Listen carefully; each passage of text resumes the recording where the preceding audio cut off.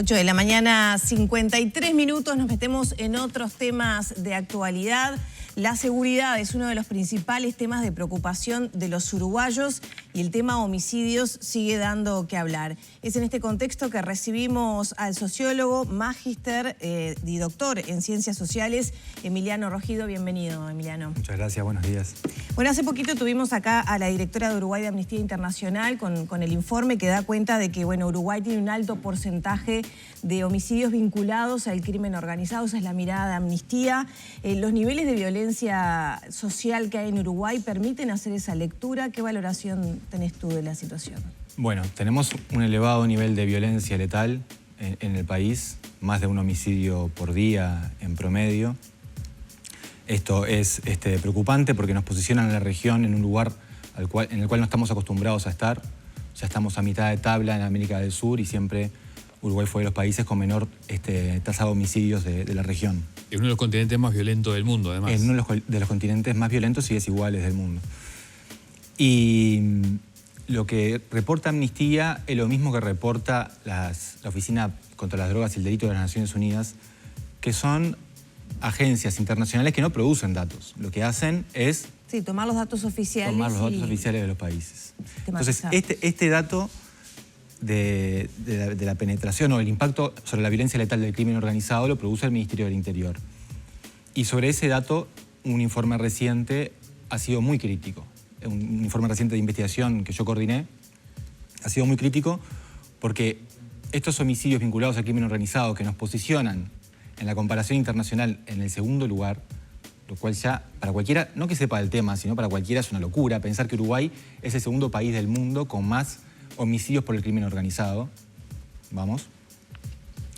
Pero un análisis detallado del procedimiento de construcción de los homicidios por ajustes de cuentas, que es lo que se utiliza para medir esto, muestra de que hay problemas de procedimiento, o sea que no es un dato confiable y el Ministerio del Interior está en un proceso de revisión, acusó la crítica, recibió de buena manera el informe. ¿Problema de procedimiento de qué tipo?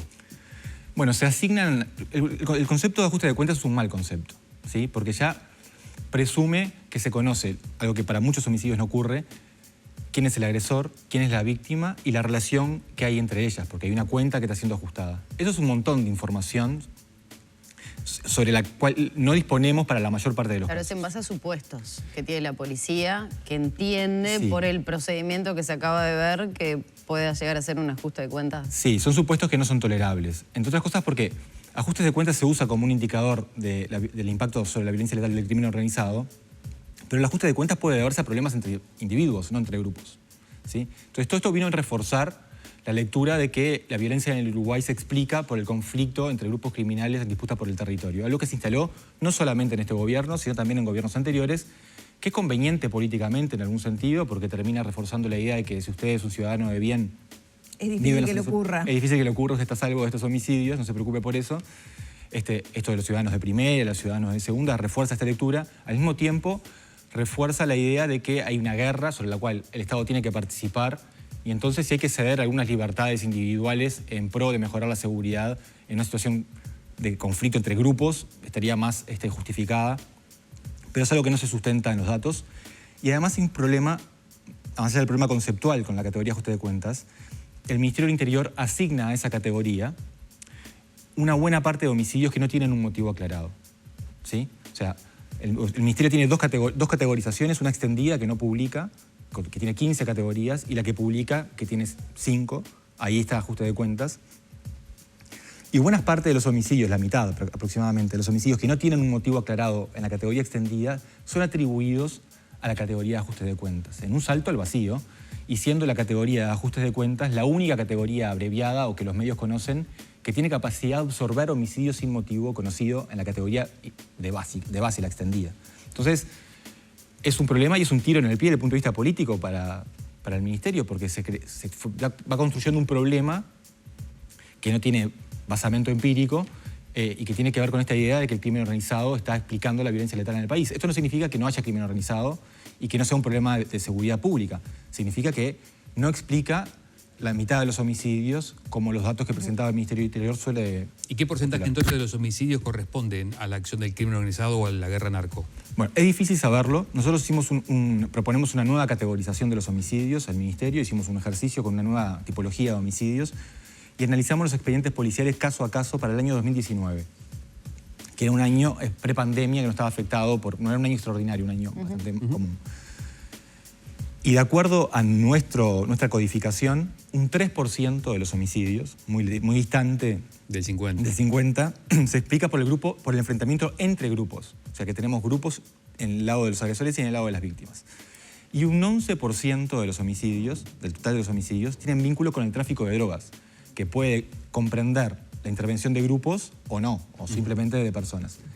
Cualquiera de los dos datos tienen un contraste muy grande con este mantra que teníamos para explicar los problemas de seguridad. Ahora, Emiliano, me surge una duda porque en base a todo este planteo que estás haciendo y tal vez errores o fallas en el sistema por esto mismo que explicás, sin embargo, venimos escuchando desde hace un buen tiempo que se está quebrando la tendencia al alza.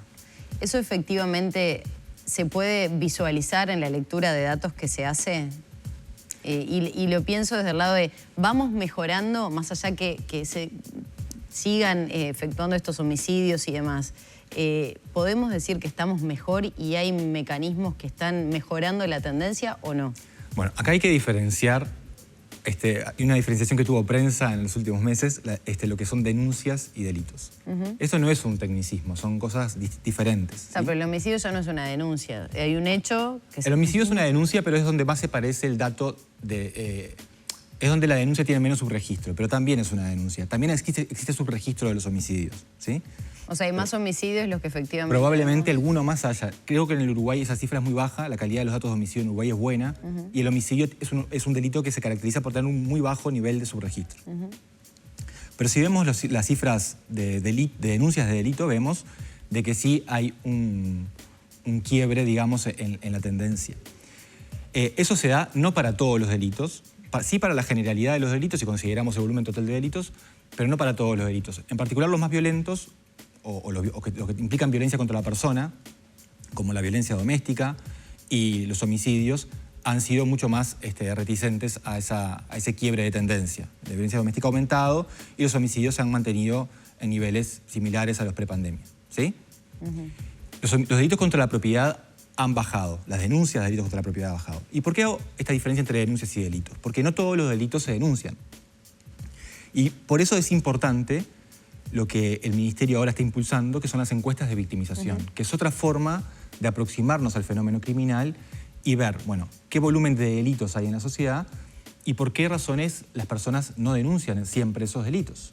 Lo cual también implica visualizar márgenes de mejora para la actuación policial. ¿Qué miden las denuncias? Bueno, miden el volumen de delitos que hay en la sociedad, pero miden también otras cosas. Miden la percepción de la ciudadanía sobre la institución policial, que es la que toma la denuncia la mayor parte de las veces. Entonces, la denuncia es sensible a la confianza que tenga la ciudadanía en la policía, por ejemplo. Es sensible también al miedo a represalia que sientan las personas al momento de denunciar, tanto por parte de la policía, por ejemplo, los casos de violencia doméstica, muchas veces tenés revictimización al momento de la denuncia, como en el caso de grupos criminales que si vos sentís que no estás protegido al hacer la denuncia, bueno, no la vas a hacer porque tenés miedo a represalias. Y también depende de la gravedad de los hechos. Delitos más graves tienden a denunciarse más que delitos menos graves porque la probabilidad de que se resuelva o que esa denuncia sea, tenga sentido o vaya a dar algún resultado para el denunciante es diferente, ¿no? También depende, además de la percepción de la ciudadanía y de los hechos en sí, del volumen de delitos que hay en la sociedad, de factores institucionales, ¿sí? La facilitación que hace la policía de la denuncia. Es fácil hacer la denuncia, lleva poco tiempo, se puede hacer online, tengo cobertura en el territorio como para que yo no me tenga que trasladar y perder 5 horas de mi tiempo para realizar la denuncia, bueno.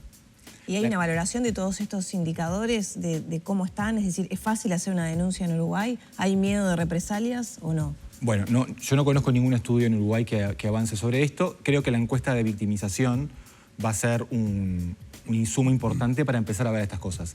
Pero ¿por qué planteo esto? Porque quiero expresar que no es un tecnicismo, denuncias y delito, sino que realmente la denuncia es sensible a muchas otras cosas diferentes del delito y por lo tanto es una aproximación siempre imperfecta y siempre sesgada del volumen del delito y que por más que se haya medido siempre así, que es otro de los argumentos que se expone, no significa de que la relación entre una y otra se haya mantenido constante, ¿sí? Lo bueno de tener encuestas de victimización es justamente que te permite ver cuál es el gap entre denuncias y delito para ver qué otros factores pueden estar operando. ¿Puede haber una mejora en la sensación de seguridad de la población sin que bajen los números de homicidios? Sí. Porque la seguridad también está vinculada a si yo voy a trabajar y me roban en el ómnibus, etcétera, ¿no? Que no tiene que ver tanto con un hecho tan violento como puede ser un homicidio. Totalmente. Son fenómenos diferentes que están vinculados. Porque el hecho de que vos seas victimizado, piénsenlo ustedes en primera persona, el hecho de haber sufrido un delito probablemente te genere más inseguridad. Claro. La victimización vicaria, lo que se conoce como la victimización vicaria, también es importante. El hecho de que a mi madre, a mi pareja, a mi hermano lo hayan victimizado, yo estoy al tanto de eso, también me produce más inseguridad.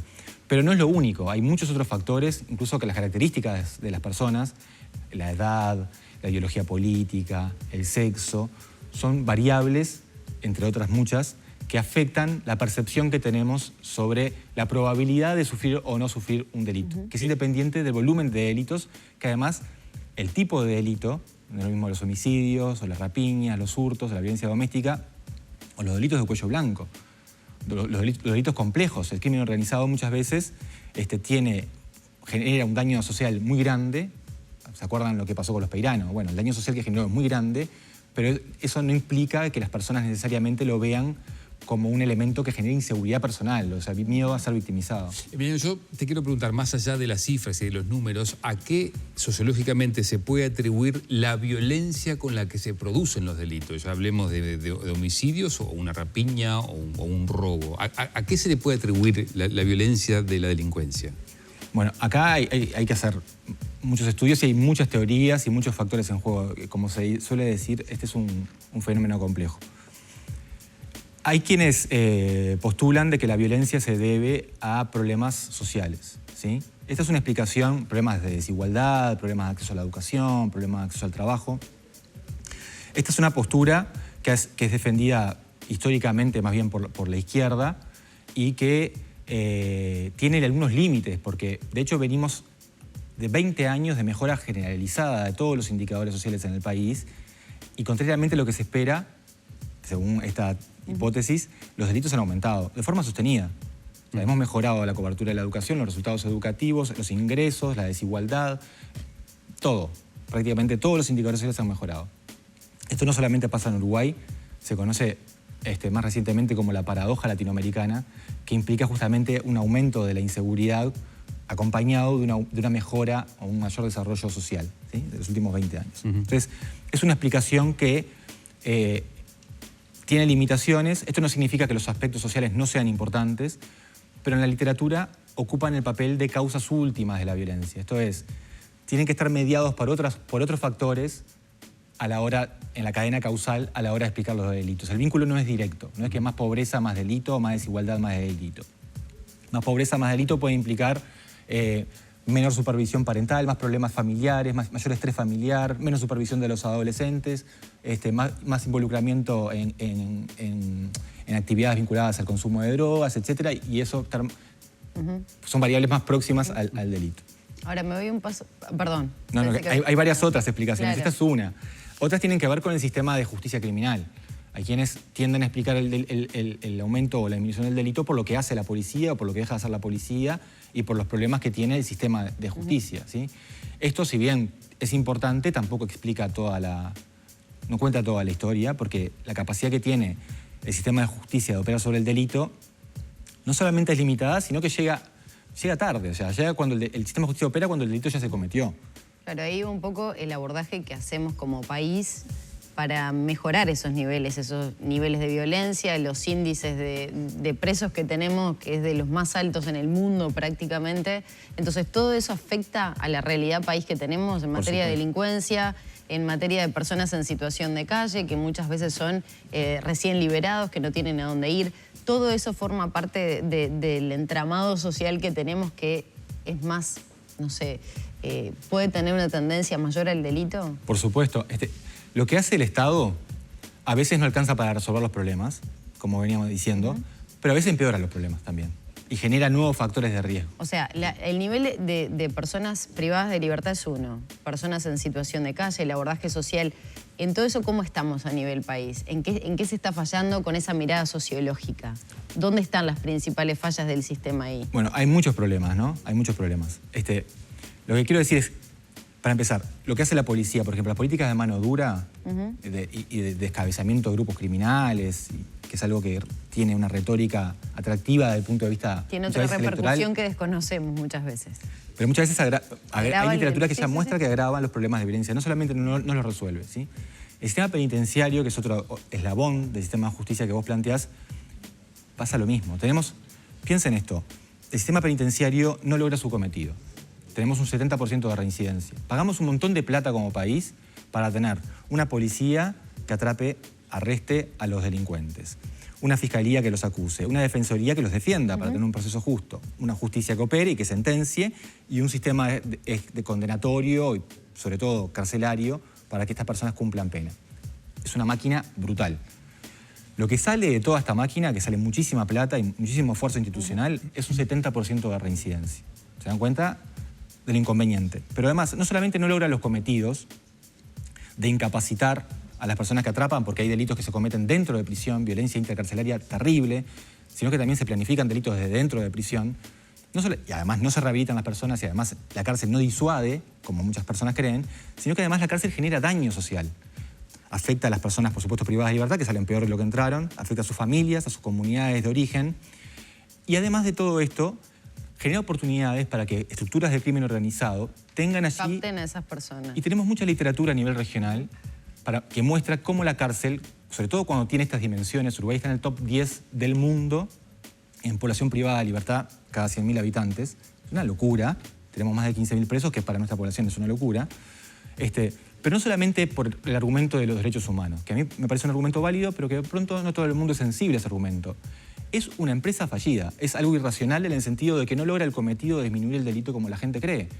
Porque la cárcel no es un problema de stock, de que sacamos a la persona de circulación y ya. Las personas pasan por la cárcel y vuelven a la sociedad. Entonces, te abro un paréntesis. De alguna manera este diagnóstico ya está instalado, ¿no? Aunque todavía hay discursos electorales que apuntan a aumentar la capacidad carcelaria, etcétera. ¿Qué deberíamos hacer? ¿No meter a los criminales, no castigarlos? ¿Cómo un país puede revertir esta situación? Bueno, la impunidad no es de ninguna manera una alternativa, ¿no? Eso para empezar. Lo que sí me interesa, solamente para terminar con la idea anterior, ya retomo esto, es marcar el punto de que sería interesante que empecemos a discutir sobre calidad del gasto en seguridad. Claro. Que muchas veces lo hacemos en otros temas, en educación, en fin. En seguridad también hay que hacerlo. Hoy estamos mucho peor que hace unos años porque tenemos más delitos, gastamos mucho más plata porque en los últimos 20 años el presupuesto de seguridad se ha triplicado, cuatruplicado, se ha multiplicado muchas veces. Es un problema que el sistema político sabe que es importante, la ciudadanía sabe que es importante y lo que gastamos hoy es cada vez peor, en el sentido de que logra menos resultados. Y si ustedes se ponen a pensar, solamente el sistema carcelario se consume una proporción muy alta de los recursos que el país destina a la seguridad pública para producir estos resultados que no solamente no mejoran el problema, sino que lo terminan muchas veces agravando. ¿Cuál es la solución? Replantearse el papel de la cárcel en el sistema de justicia penal, uno de los elementos. Yo creo que un objetivo de la política en el año electoral debería ser reducir la población privada de libertad, ¿no? Esto no significa abrir la puerta y que viva, no. Significa pensar en un sistema alternativo de penas y significa pensar en dar mejores condiciones para rehabilitar a las personas que están privadas de libertad. Muchas veces se dice, no, vamos a construir más plazas, vamos a poner a todo el mundo en privación de libertad, pero vamos a rehabilitar. No se lo cree nadie, no hay curva de recursos económicos que pueda acompañar la curva de crecimiento de la población privada de libertad. Es absolutamente imposible rehabilitar a la población privada de libertad para un país en desarrollo como Uruguay con el volumen de gente presa que tenemos. Entonces, Uruguay encarcela mucho, Uruguay encarcela mal. Hay que encarcelar menos, hay que encarcelar bien, hay que invertir más recursos en las personas que tienen que estar privadas de libertad y hay que victimizar, que el Estado victimice menos a las personas que son la mayoría que están privadas de libertad. La mayoría de las personas que están en cárcel no son homicidas seriales y violadores, ¿sí? Son personas que están por hurtos, por delitos de bajo daño social, delitos contra la propiedad como hurtos, delitos como microtráfico de drogas. Entonces, hay que pensar en un esquema alternativo que sea más económico, sobre todo que sea más eficaz. ¿Eso ha funcionado en el mundo? Por supuesto, sí, en los países donde las cosas funcionan, se trabaja en la prevención primero, que acá hay que empezar, estamos en pañales. De hecho, siempre que hablamos de seguridad terminamos hablando de cárcel y de policía. Lo que termina hay que trabajar mucho en eso, sin duda, como estamos diciendo, pero eso limita mucho la visión que tenemos sobre los problemas de seguridad. Lo primero que tenemos que hacer es antecedernos al delito, para que el delito no ocurra. Cuando fallemos en eso, bueno, tiene que operar el sistema de justicia criminal de la manera más eficaz y eficiente posible. Estamos muy lejos de eso también. Pero los países desarrollados, los países más seguros, cierran cárceles. Pero no es simplemente por una cuestión romántica o porque sean abolicionistas, como muchas veces se dice.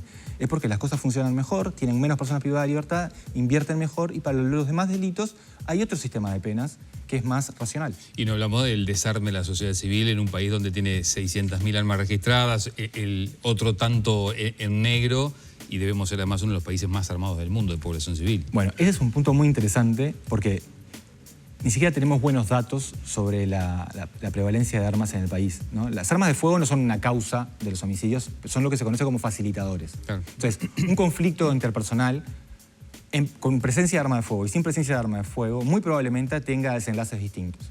En un caso puede ser una lesión, o con un arma blanca o simplemente con un objeto contundente. Con un arma de fuego es mucho más probable que termine en una muerte. En Uruguay, los datos sobre armas de fuego los lleva el Ejército, o sea, el Ministerio de Defensa Nacional. Sí. Son muy precarios.